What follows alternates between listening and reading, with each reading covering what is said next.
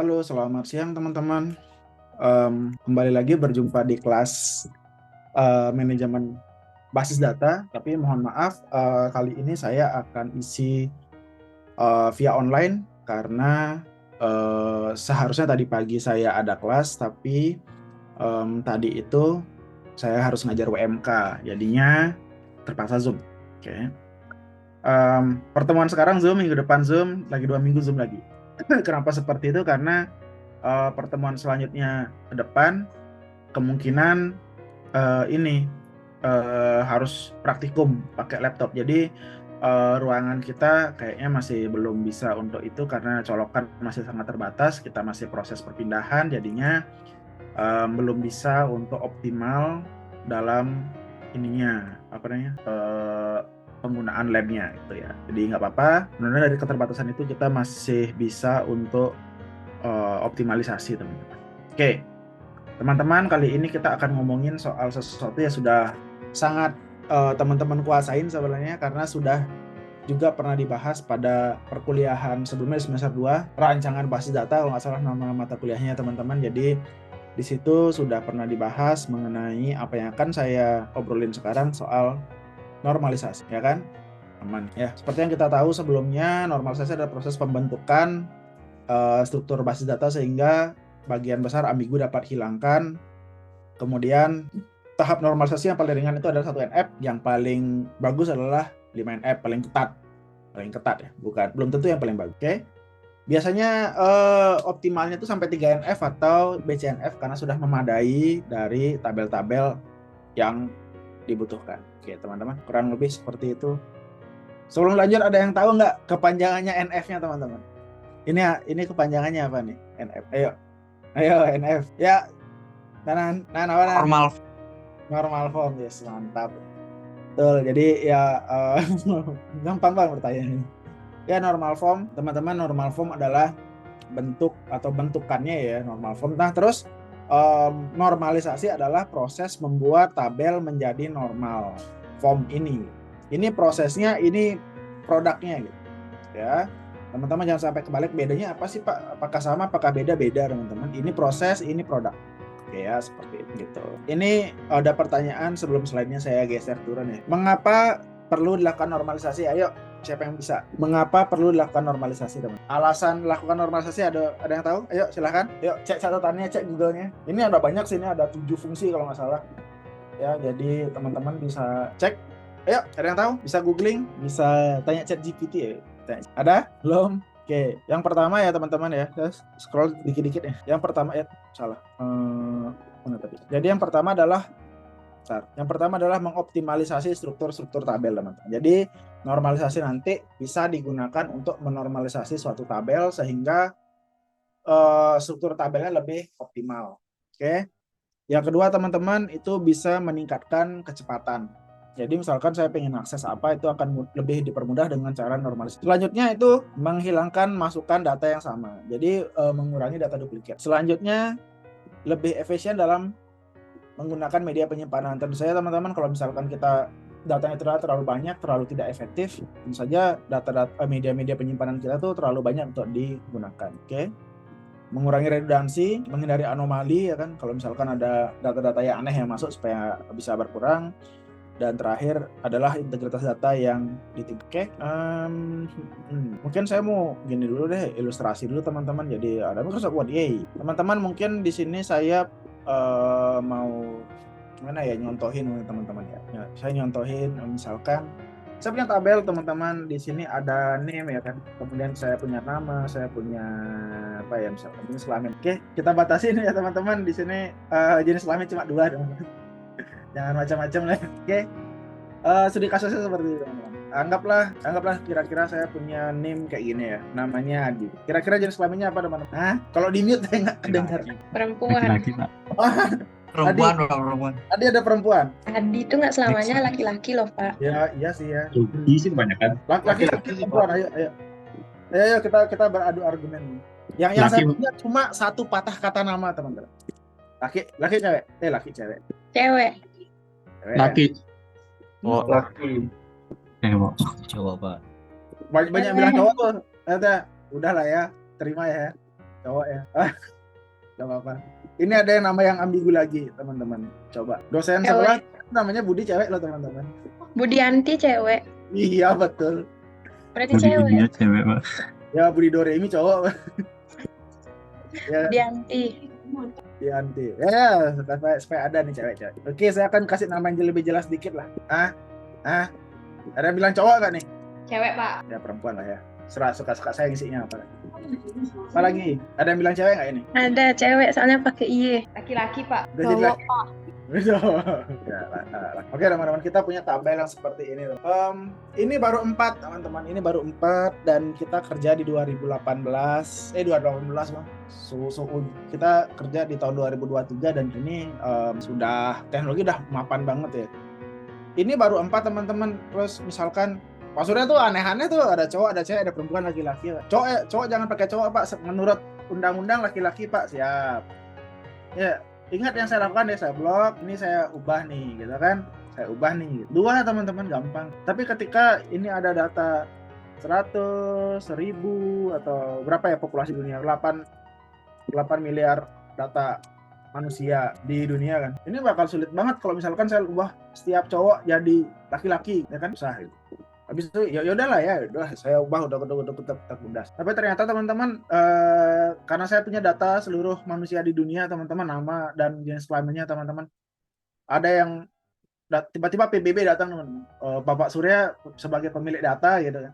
Tolong ya diubah nama jenis kelaminnya itu jadi bahasa Inggris ya, Pak, karena kita akan pakai seluruh dunia nih, Pak. Ini akan saya ubah jadi man, ini jadi woman, ini jadi woman, teman. Ini baru 3 aja udah bosan saya. Gimana kalau panjang seperti itu kan, teman-teman ya?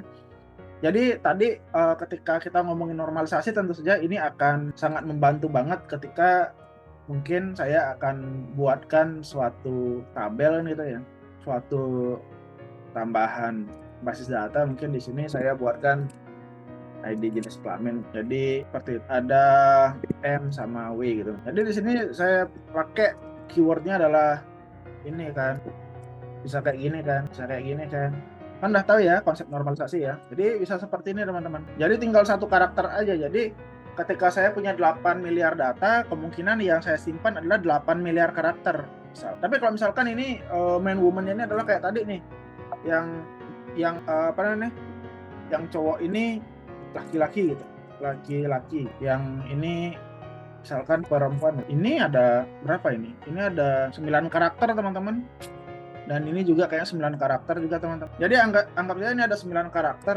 Ini ada 9 karakter. Ini ada cuma 1 karakter.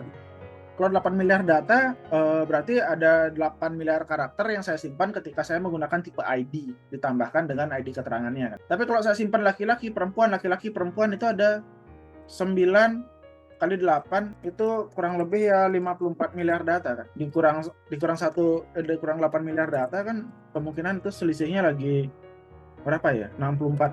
Oh, kok gitu 72 harusnya. 9 kali 8 gitu, 72. Harusnya selisihnya lagi 64 miliar data. Lumayan banyak banget kan jadinya.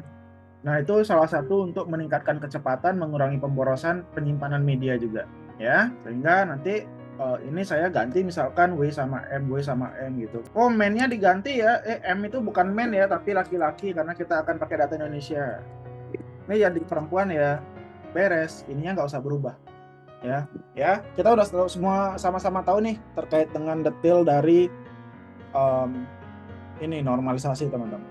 Oke, selanjutnya kita akan lanjutin lagi ke slide-nya, teman-teman. Kita mulai ke syarat dari normalisasi basis data, teman-teman ya. Jadi yang pertama ada dekomposisi atau penguraian tabel. Jadi tabel yang panjang itu diharapkan bisa untuk dipecah atau dekomposisi yang dijamin aman terkait dengan penguraiannya atau lossless joint decomposition. Jadinya tabel itu harus dapat diuraikan menjadi tabel baru tanpa harus menghilangkan data yang ada. Terus ada dependency preservation, jadi ada ketergantungan fungsional tetap gitu. Tidak melanggar BCNF. Tuh. Jika BCNF tidak terpenuhi, paling tidak tabel tersebut tidak melanggar third normal form. Ya, teman-teman ya. Itu syaratnya. Jadi normalisasi adalah kalau bisa dibilang gampangnya kita akan motong-motong tabel yang panjang banget untuk lebih baik dalam struktur dan penyimpanannya tuh. Oke, kita ada bahasan soal functional dependency, yaitu hubungan atribut dalam sebuah relasi, teman-teman. Jadi tabel datanya kayak gini ya. Itu menggunakan harga untuk menentukan harga yang lain gitu. Ada berarti saya punya value berdasarkan value yang dititipin dengan functional dependency-nya. Ini notasinya seperti ini. Contohnya adalah kayak gini ya. Ada nilai mata kuliah, ada NIM, ada nama mahasiswa, ada nilai hurufnya, teman-teman.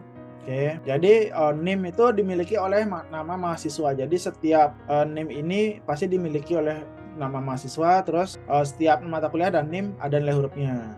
Mata kuliah, NIM pasti ada nilai huruf. Sampai sini kebayang ya, teman-teman? Nah, kita refreshment aja karena teman-teman pasti udah ngeh juga. Oke, kita masuk ke 1NF, teman-teman. 1NF itu dimulai dari syaratnya adalah tidak boleh multi valued attribute, teman-teman. Oke, jadi harus merupakan harga atomik. Jadi harganya harus satu-satu, teman-teman. Ya, contoh ini nama hobi ya. Kita akan mainan lagi di itunya, di word-nya deh. Oke, teman-teman, kita punya si ini lagi ya kan. Udah lah, ini jenis kelamin bisa kita hold. Tadi ada contohnya hobi, teman-teman. Teman-teman mungkin banyak sekali teman-teman punya hobi ya. Karena ada banyak hal yang bisa dilakukan, teman-teman. Ya, ini nge-clear gimana caranya nih? Clear, nggak ada. Oke, kita punya hobi, ya kan?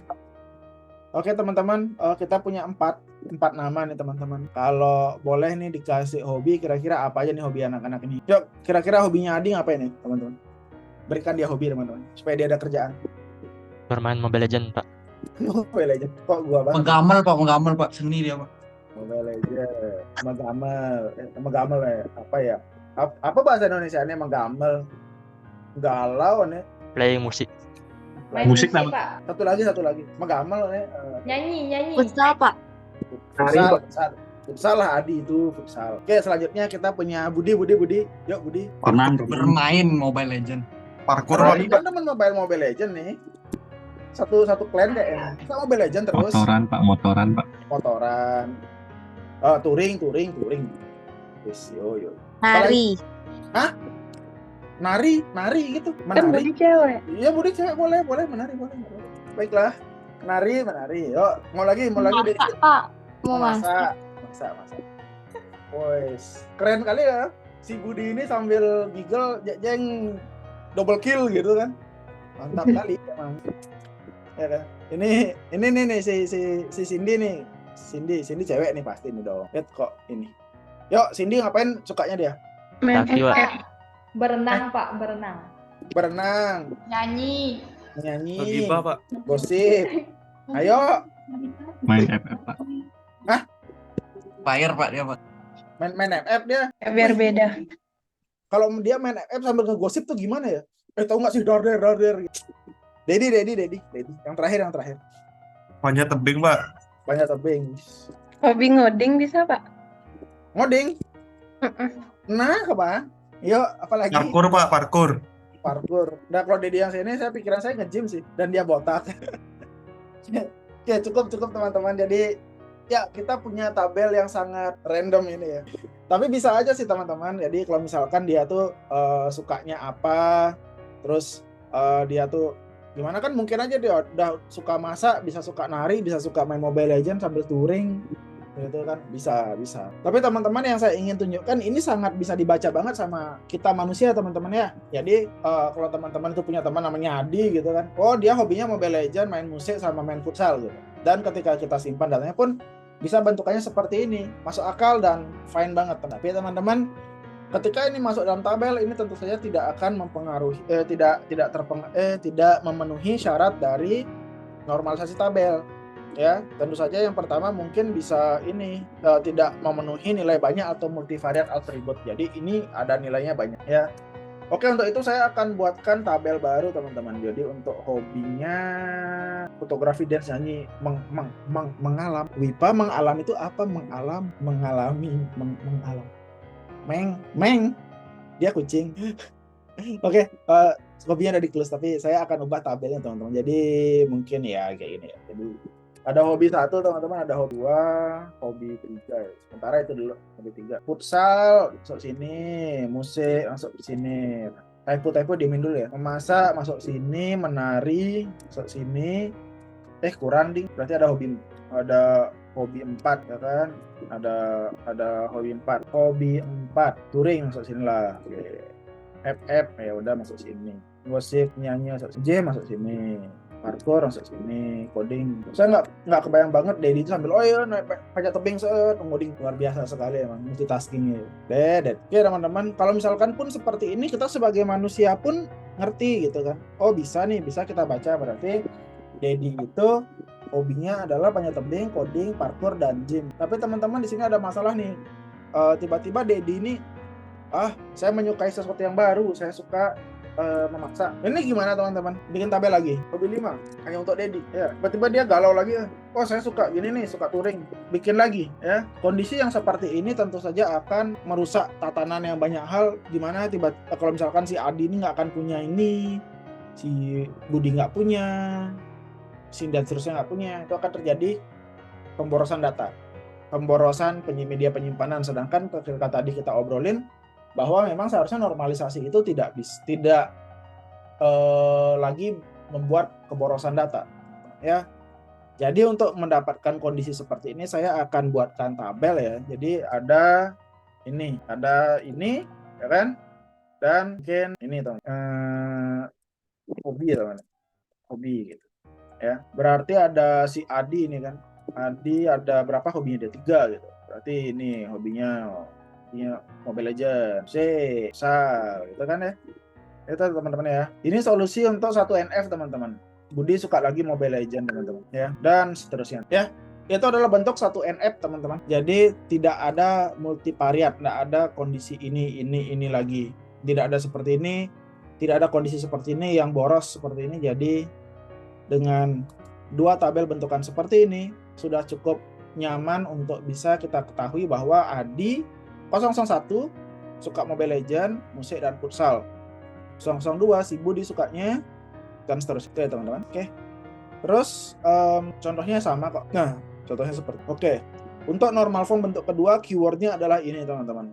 Ada atribut namanya primary key. Jadi ada utuh terkait dengan fungsional dependensi pada primary key. Sebuah tabel tidak memenuhi 2 NF jika ada atribut yang ketergantungannya hanya bersifat parsial, hanya sebagian primary key gitu. Nggak boleh ya. Tergantungan fungsionalnya seperti ini, penuh ya, tak ada penuh ya, ketergantungan penuh jika menghapus salah satu atribut A dari X berarti Y tidak bergantung secara fungsional. Terus ada kondisi parsional adalah ketika menghapus di A dari X ya, ketika X yang dihapus Y masih bergantung secara fungsional. Kalau itu bedanya ya. Kalau penuh ya tidak lagi bergantung, kalau Y masih bergantung. Jadi skemanya seperti ini. Jadi 2NF itu primary key R-nya itu termasuk dalam tabel A. Nah, ada tabel seperti ini. Coba kita akan main lagi ke Microsoft Word. Oke, teman-teman, saya akan punya ini ya. Karena tabel yang panjang saya landscape-in dulu. Teman-teman, di sini saya punya tabel tutupan Zoom. Mana geser ini? Nah, saya punya tabel nih, teman. Saya punya ini. Saya punya name, nama, alamat, terus itu ada mata kuliah, kemudian ada apa namanya lagi? Nilai. SKS, habis SKS dan mana dia? Next ini. Kok bingung. Dan nilai. Misalkan si A01 tadi Adi gitu, rumahnya di Singaraja, mata kuliahnya basis data, 3 SKS, nilainya F, kerasuan B gitu. Terus ada si 02 si siapa tadi Budi gitu, rumahnya di mana ya? Seririt, mata kuliahnya web, SKS-nya 3, nilainya A++. Oke teman-teman. Tentu saja ketika disimpan seperti ini tidak akan dalam posisi normal teman-teman. Oke, teman-teman saya minta bantuan gimana caranya ini untuk dipecah teman-teman. Ada ide? Jadi berapa tabel? Pecahnya di mana? Yuk, ada ide? Yuk, Danan. Baik, terima kasih atas waktunya. Mungkin bisa dipecah menjadi 3 atau 4 tabel. Yang 4 kalau mau pecah alamatnya juga. Tapi tabel yang pertama itu menurut saya isinya NIM, nama, sama alamat.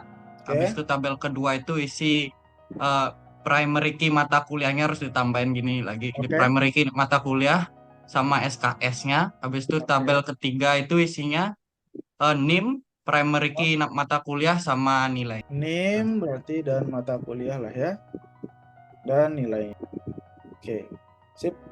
Thank you Danan. Kok Danan mulai. Ya, saya juga setuju dengan Danan. Jadi emang bisa seperti itu ya, bisa 3 nih. Optimal 3 dengan notasi bahwa tidak ada gini ya, apa namanya, alamatnya kita coba nggak ubah. Kita punya ini ya kan, dengan datanya berupa ini. Oke, terus ada satu lagi tabel kan, ada ini kan, ini berarti ada kurang satu ini. Terus ini ada ID mata kuliah gitu ya, tadi Danan bilang ya, mungkin MK01 ini MK. Terus satu lagi ini satu lagi isinya 3 juga. Berarti yang ada adalah name, ID MK, terus ada nilai. Nah, name ini mata kuliah, nih nilai. Oke, betul. Jadi saya juga setuju dengan pembagian dari Danan tadi ya, teman-teman. Jadi kalau misalkan ini karena ada nilai, terus di sini ada nama, name, alamat ya. Terus di sini ada MK, nih primary key gitu kan. Bold aja ya. Berarti di sini foreign key teman-teman ya. Ini kuning. Oke. Ya, dari 3 itu seharusnya teman-teman juga sudah bisa lihat gimana cara pembagian datanya. Udah cukup efektif sih. Ya, kecuali nanti alamatnya kita akan coba obrak-abrik ya. Jadi bisa lebih jelas lagi.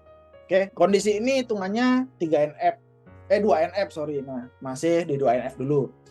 Sudah memenuhi 2NF karena multivariate sudah lewat dan juga dia ada pemotongan dengan primary key, gampangnya gitulah ya. Jadi ada kebutuhan fungsionalnya, ada ketergantungan fungsionalnya. Ada yang penuh, ada yang enggak. Ya, teman-teman, seperti itu. Kalau misalkan ini dihapus ya. Oke, thank you, Anan. Nah, terus kita balik lagi ke sini ya. Ya, betul. Jadi kayak gitu, terus dipecahnya betul, pecahnya jadi itu. Oke. Name kode mata kuliah nilai huruf, name nama mahasiswa, alamat, kode mata kuliah SKS. Oh, isi ya kode mata kuliah ya. Nah, yang terakhir kita bahasnya soal adanya ketergantungan transitif di sini, teman-teman. Ya, jadi terpenuhi jika memenuhi 2NF dan jika tidak ada atribut non primary key yang memiliki ketergantungan terhadap non primary key yang lainnya. Non primary key ke non primary key yang lainnya. Itu 3NF. Jadi kayaknya sudah tidak ada lagi yang primary key, tapi udah masuk, udah adanya ketergantungan transitif. Notasinya seperti ini, menjadi super key pada tabel dan ketergantungan fungsionalnya seperti contohnya kayak gini. Kita akan balik lagi ke sekuan. Oke. Saya punya tabel nih, saya punya name, nama, jalan, rumah, alamat jalan ya, kecamatan, kabupaten, provinsi. Kok salah, delete kolom. Misalkan saya punya name lagi ya, si Budi ya, alamat jalannya di jalan jalan Agak Terbang, kecamatan Buleleng, kabupaten Buleleng, si Bali, kode posnya 9999 ya, random aja teman-teman.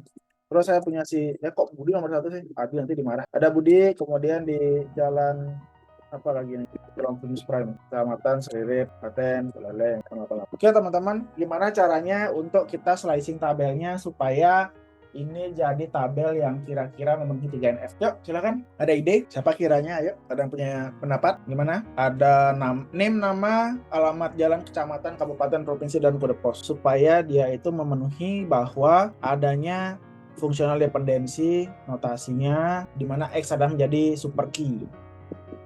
Tuh. Yuk, gimana? Ada? Oke, ini aja deh, saya aja deh. Jadi untuk membuat ini jadi super key, saya akan buat seperti ya. Kode pos adalah sesuai dengan pengetahuan kita bersama, kode pos adalah sesuatu yang dimiliki oleh kecamatan, kabupaten, provinsi, kadang-kadang sampai desa.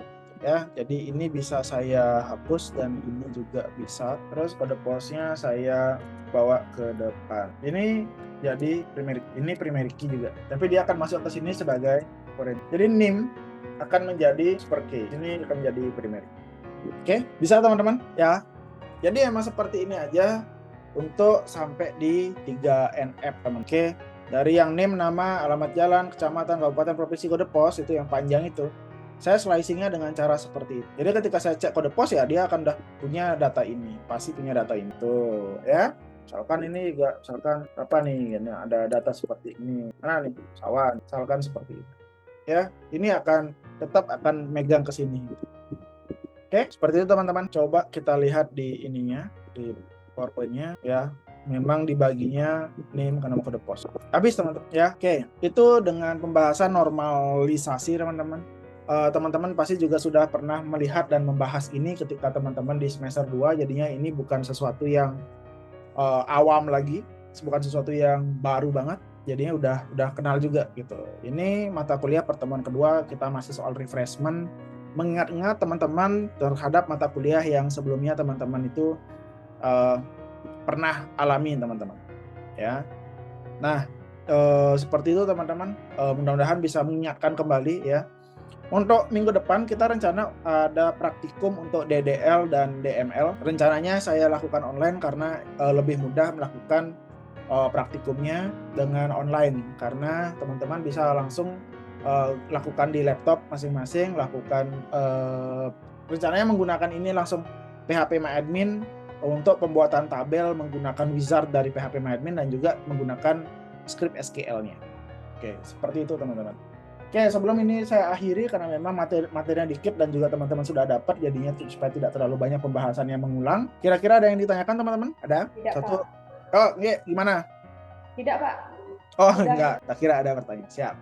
Oke, mungkin Anggi bisa mewakili teman-teman. Nah, apabila ada teman-teman yang ingin bertanya lebih lanjut mengenai grafis data, kayaknya sih belum, karena ini sudah teman-teman sudah dapat pelajarin juga sebelumnya, sehingga ini hanya kondisinya mengulang. Mudah-mudahan nggak ada pertanyaan. Kalaupun ada bisa hubungin saya Japri ataupun melalui Korti. Kita akan bahas pertanyaan teman-teman minggu depan, dan minggu depan online akan membahas DDL dan DML teman-teman. Ya, kita akan ada 2 pertemuan. Setelah itu akan diampuk kembali ke Pak Den. Oke. Itu saja untuk pertemuan kali ini. Apabila tidak ada pertanyaan, segitu aja pertemuan mata kuliah kali ini. Terima kasih, selamat Pak. siang, dan saya izinkan untuk live. Pak, untuk absensi Oh, absensi. ya 28 orang hadir, 1 tidak hadir. Aditya Oka. Oke. Di WhatsApp saya ya. Oh ya, baik Pak. Mungkin ini udah di screenshot untuk absen. Udah. Oke, itu aja untuk pertemuan kali ini. Terima kasih. Selamat siang. Saya izinkan dulu live. Terima kasih. Terima kasih, Pak. Pak. Terima kasih. Terima kasih, Pak. Selamat siang. Selamat siang.